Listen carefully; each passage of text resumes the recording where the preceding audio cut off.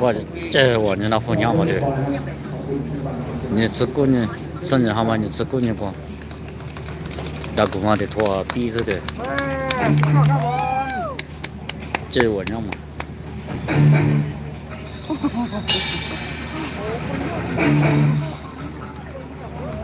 哦，这我娘嘛。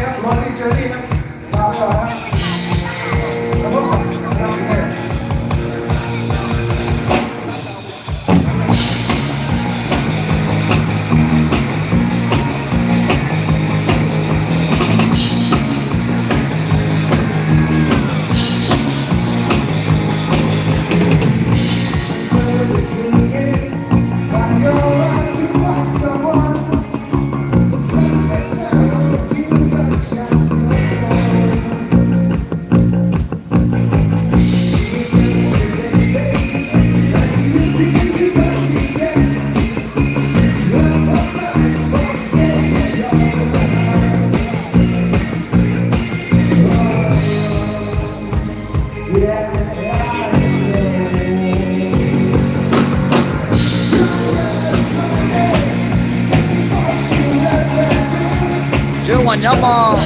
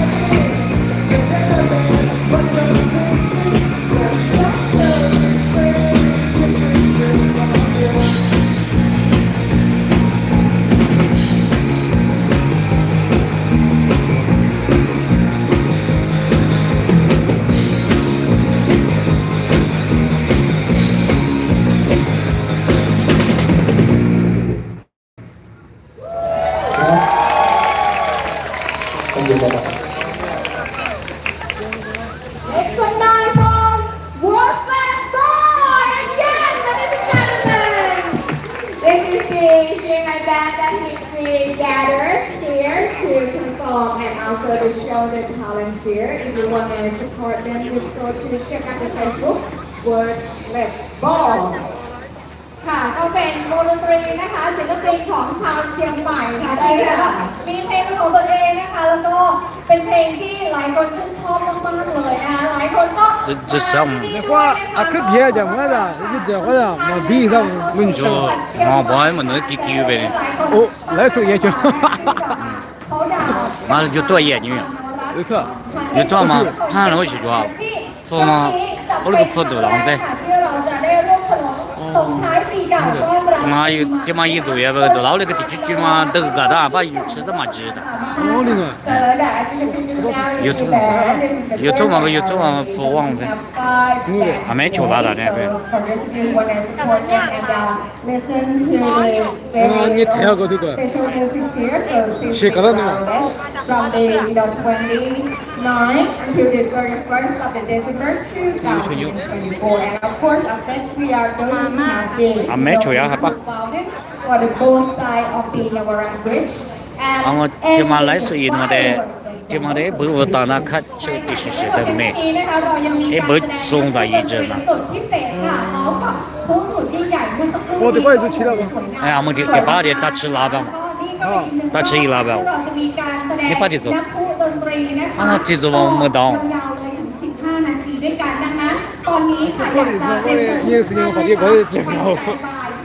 啊，那有啊，有啊，但没得没有的带路要不？哎，没得没有，这个来来的吗？我吃不得那个呢，我得的，你不得我点吧？20块钱到，有这个地方干了没得？修过呢，那能嘛嘛也没有，得修过呢嘞。我那个沙边呢，起码那像你起其他的啥起啊？啊，知道你起对，啊都往里搁的，往里头有的。 เลือกจังหวัดเชียงใหม่เป็นหนึ่งสถานที่ค่ะที่จะสร้างความอบอุ่นในช่วงส่งท้ายปีนี้ใช่แล้วล่ะค่ะนะคะ so ladies and gentlemen could we can go to the to the side of the bridge of the Warat Bridge over here to stand by for the special show which is the musical mountain which is the last round already and with the firework as well so stay tuned with the Chiang Mai municipality fan page as well we have the live streaming and also have the like beautiful like activity there so if you have no time to come here you can enjoy with the live streaming as well don't forget to take some beautiful photos are you ready for the show Woo! และสำหรับท่านไหนนะคะที่กำลังเดินเข้าไปตรงบนสะพานนวรัตน์นะคะ เราขอความกรุณานะคะช่วงอุโมงค์ตรงนี้จะเป็นทางเดินนะคะให้ทุกท่านเดินไปข้างหน้าเรื่อยๆแล้วก็ไปสายตาอยู่ตรงกลางสะพานนวรัตน์จะเป็นจุดที่สวยที่สุดเลยนะคะดังนั้นใครที่กำลังเดินไปอย่าขวางทางนะคะให้กับนักท่องเที่ยวด้วยนะคะเพราะว่าตรงจุดนี้จะเป็นแผ่นทางเดินนั่นเองค่ะ Alright, ladies and gentlemen, we would like to inform you that this is the we have. So please, walk into the middle of the bridge to see the beautiful views of the fireworks. Okay, and of course, don't forget to take some beautiful photos and post on your social media like Facebook or Instagram and hashtag your name. เชียงใหม่เข้าดาวน์2025 ใช่ค่ะวันนี้นะคะก็ถือว่าทางเทศบาลนครเชียงใหม่ก็รู้สึกยินดีและเป็นเกียรติยิ่งนะคะที่หลายๆท่านในที่นี้ได้เลือกสะพานนวรัตน์เป็นอีกหนึ่งสถานที่ที่จะมาสร้างความสุขสร้างความประทับใจแล้วก็เก็บโมเมนต์ดีๆนะคะในช่วงส่งท้ายปีและทุกท่านค่ะก็ได้มากันตั้งแต่วันแรกด้วยนะคะโดยที่งานตรงนี้ค่ะจะจัดกันไปจนถึงวันที่ 31 ธันวาคม 2567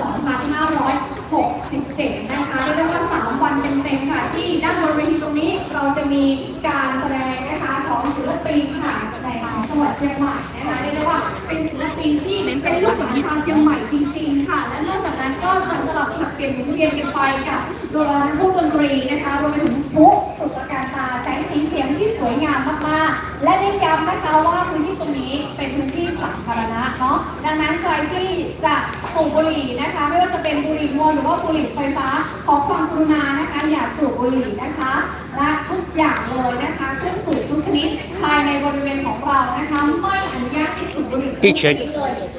确叫天气我得没就是没压力个กูเฉยจ่อก็เปียไม่รบกวนบรรยากาศนี้เองเพราะว่าบรรยากาศนี้มาปะอ่ะตรงว่าจะก็ยังมา ก็สวยงามด้วยนะคะดังนั้นจะอยากให้ท่านคุยกันแบบว่าน่ารักนะคะ แต่这样哎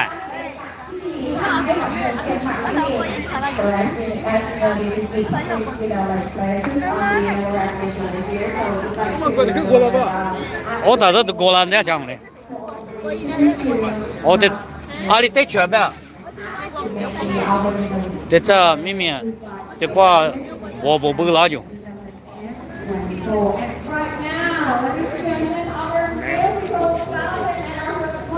哦，可头。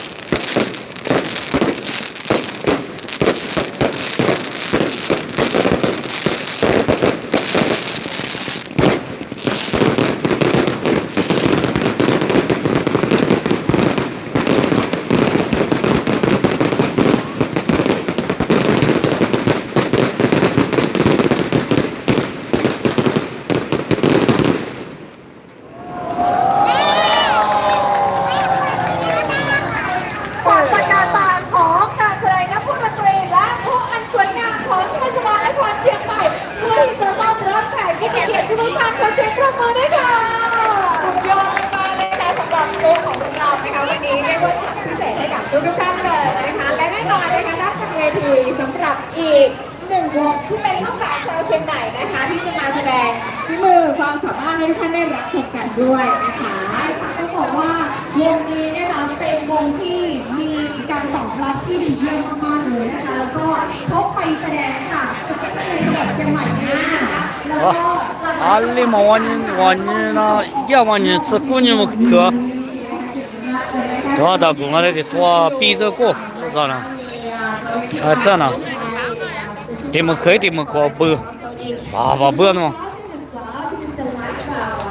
？So if you want to join us and see more of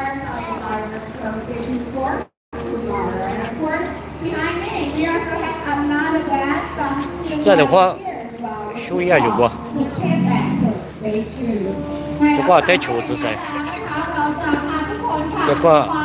เพิ่มความสนุกสนานนะคะแล้วก็อีกอย่างหนึ่ง เดี๋ยวก็ อยากจะบอกเลยว่าความสนุกในครั้งนี้จัดเก็บเงียบอยู่คนเดียวไม่ได้นะคะ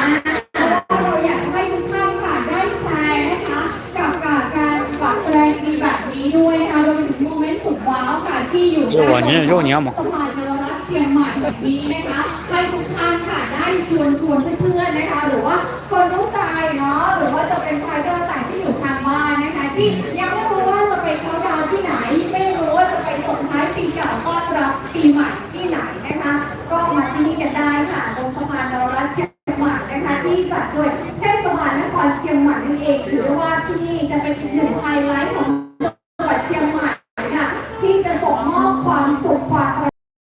ตระการตาให้กับทุกท่านไม่ใช่เพียงแค่ในค่ำคืนวันเขาดาวน์เท่านั้นนะคะแต่เริ่มกันตั้งแต่วันนี้ค่ะวันที่ 29 ธันวาคมนะคะไปจนถึงวันที่ 31 ธันวาคมค่ะร่วมนับถอยหลังไปพร้อมๆกัน So as you can just now we have been I'm gonna say sorry I'm gonna say this is the first time of the Navarat Bridge for Chiang Mai Countdown 2025 hosted by Chiang Mai Municipality and of course we have a lot of activity for you to stay tuned and of course in every single day we have gathered the best vocal band from the Chiang Mai as well and here is the 10 band and next up will be the Chiang Mai Glow so you guys can support them by just find their name on the social media like Facebook or Instagram and then just follow them to support that very easy one and of course don't forget to take some beautiful photos here in our event and hashtag Family Chiang Mai Countdown 2025ใช่แล้วค่ะแล้วนอกจากนั้นนะคะอยากให้ทุกคนค่ะมาช่วยสร้างความประทับใจอีกหนึ่งอย่างนั่นก็คือไฮไลท์ของงานเราค่ะมาถึงที่นี่แล้วจะต้องมีภาพสวยๆนะคะกับสะพานนรรัตน์นั่นเองที่ประดับประดาค่ะไปด้วยความสวยงามนะคะกับการตกแต่งสีสันในช่วงเทศกาลส่งท้ายปีเก่าต้อนรับปีใหม่ 2568 ค่ะซึ่งตรงนี้นะคะเป็นการทำให้ทุกท่านได้เห็นค่ะกับทุกไฟประดับวงกลมนะคะที่สร้างขึ้นค่ะเป็นการจำลองสถาปัตยกรรมประดับของสะพานนรรัตน์นะคะซึ่งเป็นการออกแบบกอติกค่ะแล้วก็ผสมผสานศิลปกรรมโคโลเนียลนะคะที่มีอิทธิพลจากสถาปัตยกรรมตะวันตกที่จะเห็นว่าปรากฏอยู่ทั่วทุกแห่งในจังหวัดเชียงใหม่นั่นเองรวมไปถึงค่ะบริเวณด้านหน้าซุ้มนะคะก็จะมีพญาช้างเผือกค่ะซึ่งถือได้ว่าเป็น我老领嘛，在这里付我老不行，我来什么画画。ยังมีเป็นพญาช้างเผือกที่จะมาต้อนรับแขกบ้านแขกเมืองนะคะด้วยไมตรีจิตและเป็นความสิริมงคลนั่นเองถือได้ว่าดีมากๆเลยนะคะมาที่นี่แล้วนอกจากจะได้รับความสนุกสนานยังได้รับการอวยพรไปด้วยใช่แล้วค่ะนะคะเพื่อส่งเสริมภาพลักษณ์และเพื่อสิ่งดีแล้วก็เป็นสิ่งการท่องเที่ยวแล้วก็เพื่อความงดงามของนครเชียงใหม่ด้วยนะคะ So right here ladies and gentlemen as you can see Chiang Mai Municipality represented by Mr. Asani Buranupakorn Mayor of Chiang Mai organized an opening ceremony of the Auspicious Light Arch as you can see right now very beautiful to honor His Majesty the King and to promote the image of person and create the essence of the Chiang Mai design ค่ะแล้วก็ตอนนี้อยากจะให้ทุกท่านได้ขยับมาใกล้ๆเวทีค่ะเพราะว่าความสนุกสนานของเรากำลังจะเริ่มต้นขึ้นแล้วนะคะซึ่งในช่วงเวลานี้ค่ะเราจะส่งมอบเวที